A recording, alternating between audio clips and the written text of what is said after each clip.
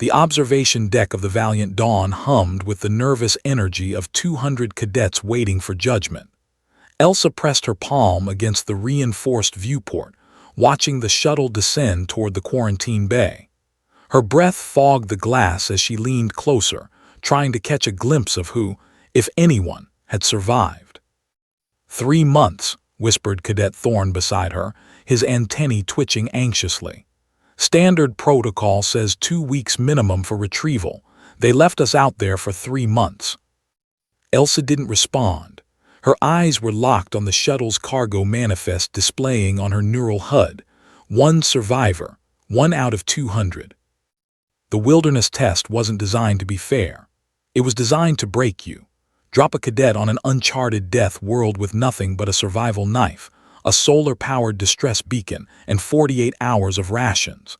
Survive 30 days. The statistics spoke for themselves. 90% mortality rate across 5 centuries of implementation. The Colonial Defense Force didn't want soldiers who could follow orders. They wanted adaptable predators who could thrive in hell itself. Elsa had volunteered for next rotation. She'd studied the survivor profiles, memorized the tactics of those who'd made it. Shelter first, water second, avoid native fauna, signal early, signal often. But 3 months, that wasn't protocol, that was abandonment. The airlock cycled. Decontamination mist flooded the bay, obscuring the shuttle's exit ramp. When it cleared, Elsa's enhanced vision caught the figure descending. Kevin. Of course it was Kevin. The human walked with an easy confidence that seemed almost obscene given the circumstances. His standard-issue jumpsuit had been replaced by hand-stitched garments made from what appeared to be reptilian hide, iridescent scales catching the artificial light. Over his shoulder, he carried a massive pack that bulged with irregular shapes. In his right hand, he dragged a hoversled loaded with what looked like preserved meat wrapped in broad leaves. But it was what walked beside him that made the entire observation deck fall silent. A creature the size of a juvenile grav horse padded alongside Kevin, its 6 legs moving in perfect synchronization. Crystalline fur covered its body, refracting light into rainbow patterns. The predator's triple-jawed mouth hung open in what might have been a grin, revealing 3 rows of transparent teeth. A biohazard tag blinked frantically on Elsa's HUD, identifying the creature as a hexapod apex predator, native to Class IX death worlds. Extinction level threat, do not engage. Kevin scratched it behind one of its 4 ears. Medical to quarantine bay, Commander Vrel's voice crackled over the intercom, her usually steady tone pitched higher than normal. And get xenobiology down there, now. The observation deck erupted in whispers. Elsa pushed through the crowd, making her way toward the access corridor. She had to see this up close. By the time she reached the quarantine bay's observation window, Kevin was already surrounded by medical staff, all of whom were giving the crystalline predator a very wide berth. The creature sat on its haunches, looking for all the world like a faithful companion waiting for instruction. Vitals are, Commander, you need to see this, one of the medics said, holding up a scanner. His bone density has increased by 15%, muscle mass up 32%. His cellular regeneration rate is operating at 3 times baseline human standard. Impossible, Vrel breathed. No human can adapt that quickly to a high-gravity death world. Kevin shrugged, setting down his pack. Planet was only 1.3 G, felt heavy for the first week, then you adjust. He began unpacking items onto the examination table, bundled pelts, sealed containers of what appeared to be rendered fat, strips of dried meat, several intact skulls from various predators, and a collection of crystalline stones that pulsed with bioluminescence. Cadet Kevin, Commander Vrel said, her crest flattening against her skull, a sign of deep confusion in her species. Your extraction window was 30 days. We monitored your beacon for exactly 31 days before it went offline. Why didn't you activate it? Kevin paused in his unpacking, looking genuinely puzzled. I did, ma'am. Day 30, as instructed. When nobody showed up after a week, I figured there was a problem with the pickup schedule. Might as well make myself useful while I waited. The beacon signal ended after 31 days.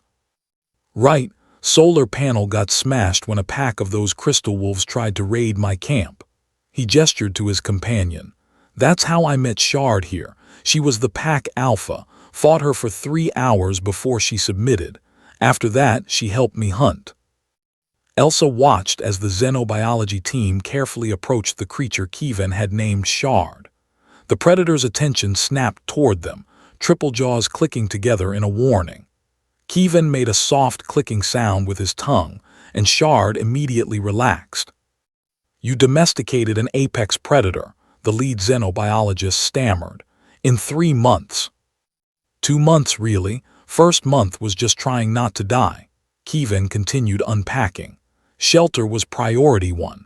Found a cave system near a fresh water source. Had to clear out the resident megasloth first. That's where I got the idea for the pelts. Temperature drops to -40 at night.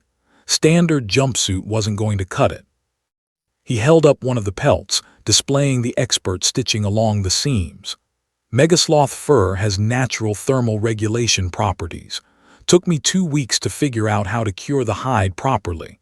The fat renders down into a compound that prevents frostbite. I've got about 50 kilos of it on the sled.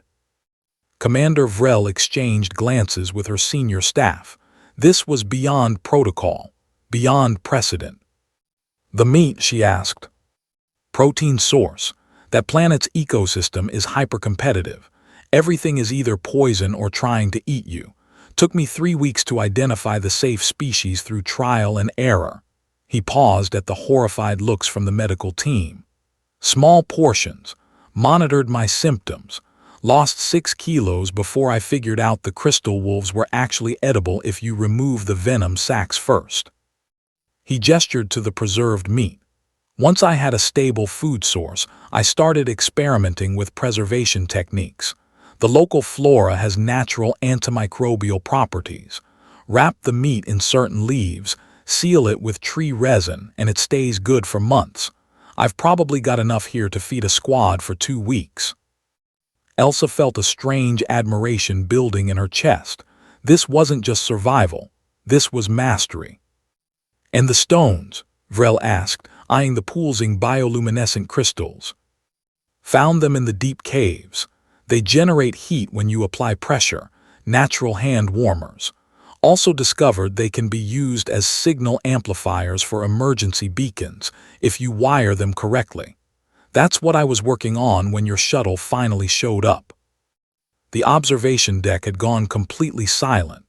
Every cadet was watching Kevin with a mixture of awe and disbelief. A soft chime indicated an incoming message on the command channel. Commander Vrel stiffened, listening to her neural implant, her crest fully extended, shock. Cadet Kevin, she said slowly, I've just received confirmation from Orbital Survey. They conducted a routine biodiversity scan of your drop planet 2 weeks ago. The indigenous megafauna population has decreased by 40% in the past 3 months.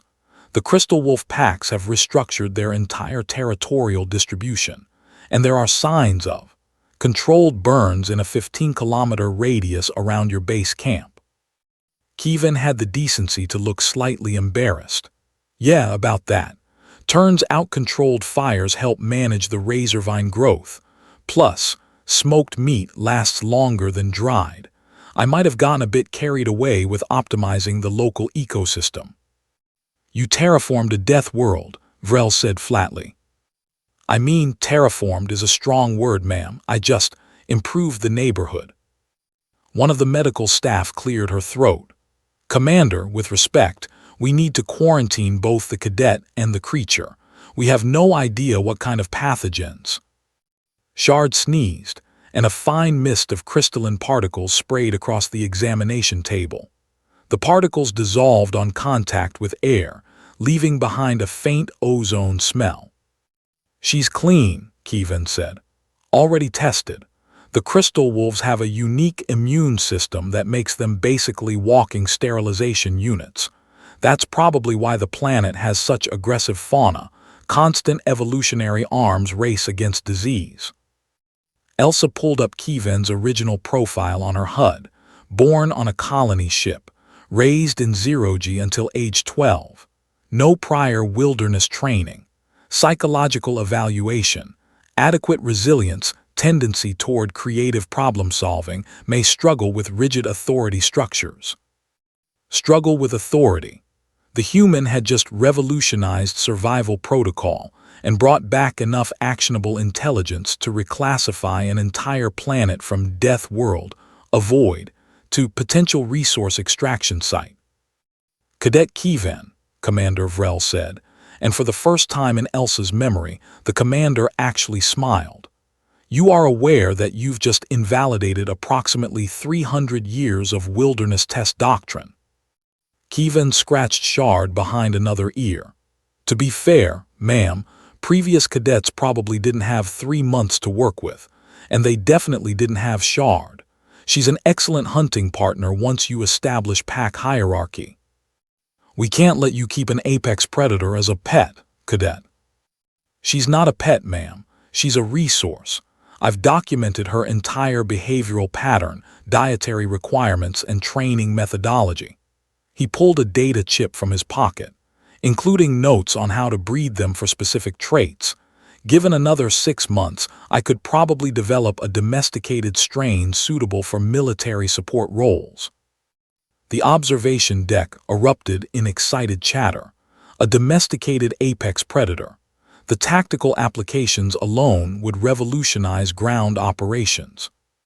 Commander Vrel took the data chip, examining it as though it might bite her.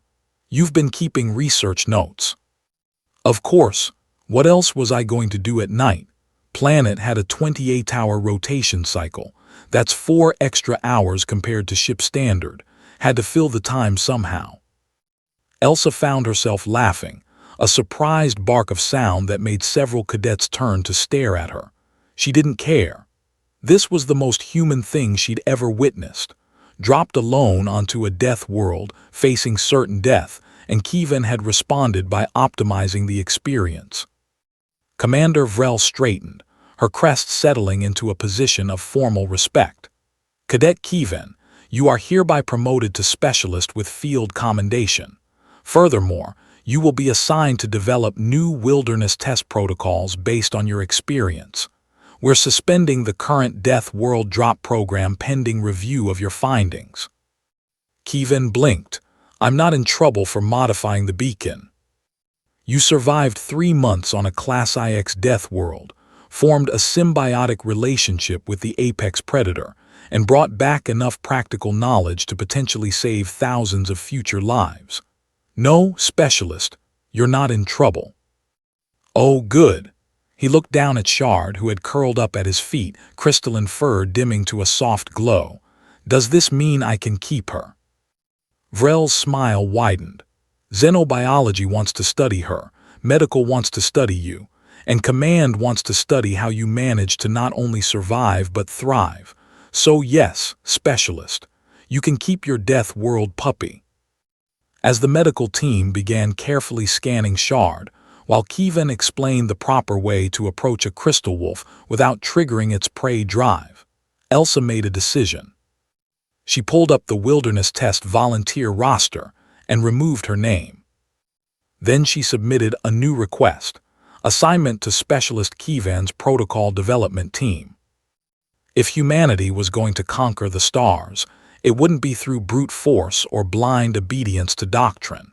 It would be through the sheer, stubborn refusal to accept that impossible meant anything more than nobody's figured it out yet. And if a single human could walk onto a death world and walk off with a pet, pelts, and leftovers, well, Elsa wanted to learn how. Epilogue 6 months later. The new wilderness test had a 95% survival rate. Cadets were now issued Kievan's updated survival manual, 3 pounds of rendered megasloth fat, and instructions on identifying potential symbiotic relationships with local fauna. Shard had given birth to a litter of 6 crystal wolf pups, all of whom were already being assessed for military aptitude. And Specialist Kevin, he'd requested deployment to the next uncharted death world. After all, as he'd explained to a horrified Commander Vrel, 3 months barely scratched the surface of that planet's potential. Imagine what I could do with a year. Humanity, fuck yeah, indeed.